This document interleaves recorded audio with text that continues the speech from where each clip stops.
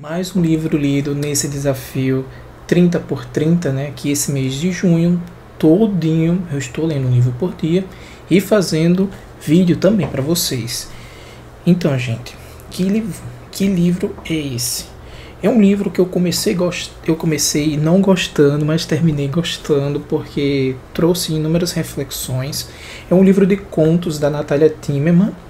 E eu já tinha lido outro livro dela que é maravilhoso, que é esse aqui, ó, Desterros.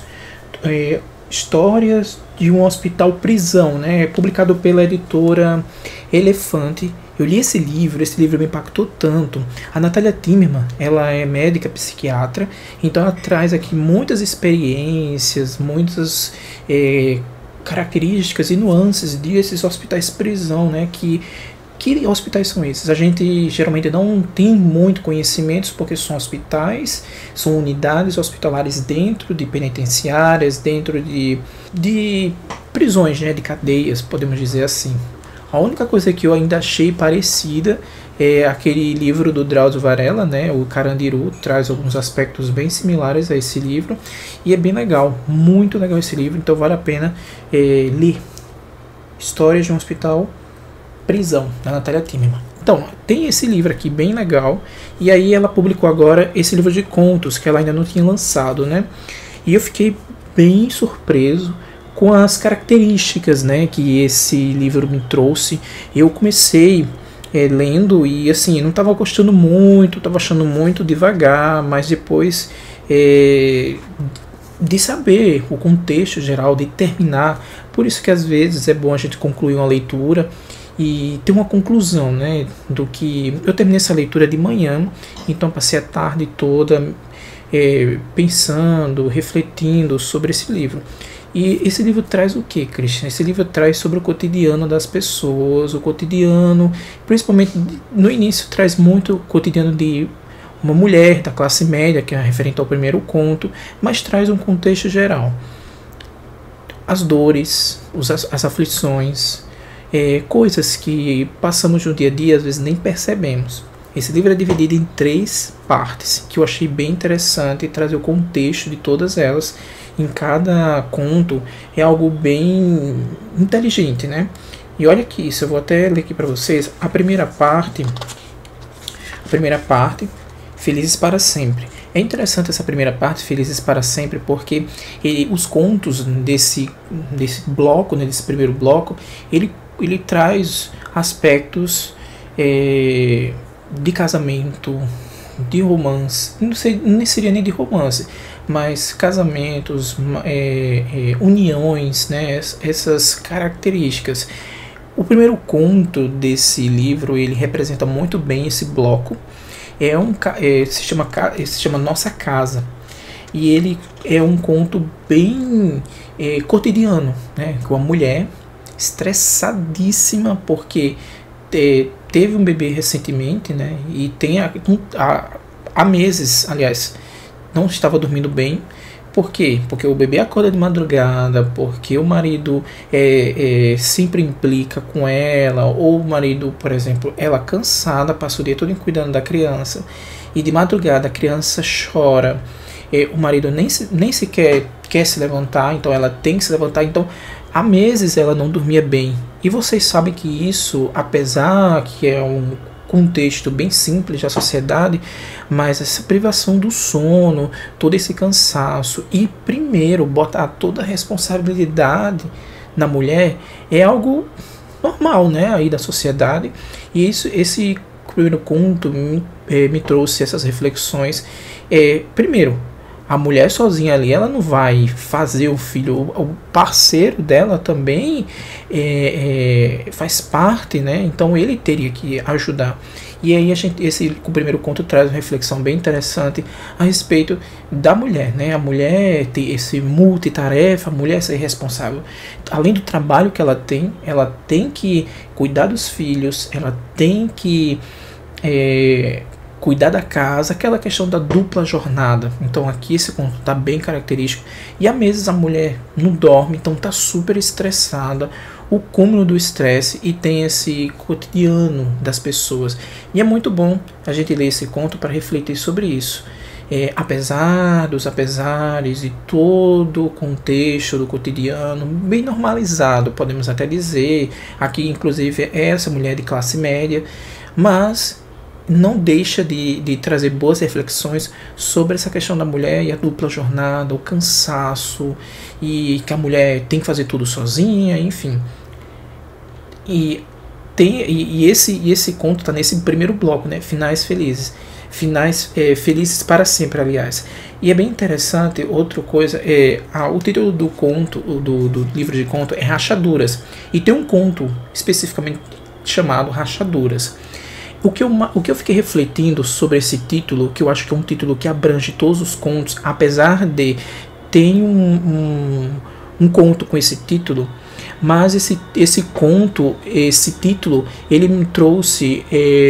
eu sempre fico refletindo a respeito dos títulos de livros, não sei se vocês sabem, mas eu sempre, quando eu termino o livro, eu fico pensando, aquele título daquele livro, o que quer dizer? Será que ele abrange todo o livro? E para mim esse título aqui ele se encaixou perfeitamente no livro, né? Por quê? Porque o Rachaduras, ele mostra essas rachaduras, às vezes pequenas fissuras na sociedade que a gente não percebe por cotidiano normal, enfim. Esse primeiro conto aqui, ele mostra bem isso, né? A questão da sociedade que sempre bota tudo para a mulher fica sobrecarregada, enfim. E outros contos também desse mesmo bloco, ele traz isso. Então ali você vê pequenas fissuras na sociedade em que traz essa problemática, até podemos dizer assim, da mulher ser multitarefa, mulher ser isso, mulher ser aquilo. Ela tem que respirar, o homem tem que ajudar. E a gente vê essa é uma das fissuras da sociedade, né? Uma das fissuras da hipocrisia, o homem se eximindo ali dos seus afazeres, porque isso também pertence, né?